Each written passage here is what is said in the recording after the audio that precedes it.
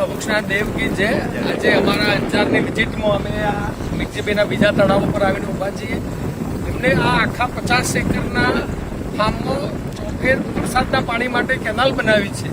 એ બધું જ પાણી આ પાછળ બનાવેલી ખેત તલાવની જે મોદી સાહેબ ને આરસી પાટીલ સાહેબ જે અત્યારે જમીનનું પાણી જે જમીનનું નીચે ઉતારવાનું જે મહામંથન કરી રહ્યા છે એનું આ 20 વર્ષ પહેલા આ બનાવેલી વરસાદનું 1 ઇંચ પણ પાણી બહાર જતું નથી. મોટી જમીનવાળાઓએ ખરેખર પોતાનું પાણી ખેતનું પાણી ખેતમાં, ગામનું પાણી ગામમાં, શહેરનું પાણી શહેરમાં ના ભાગરૂપે આજે અમને અહીંથી જોવા મળ્યું.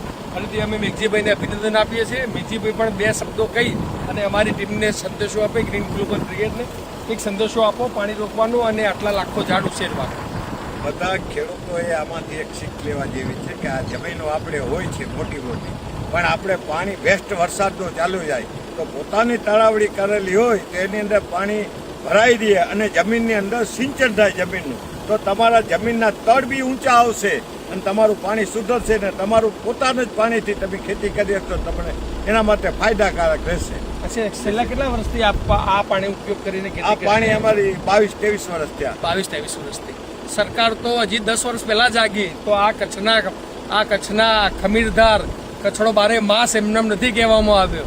Green global brigade thank you, આભાર. Thank you Jitubhai.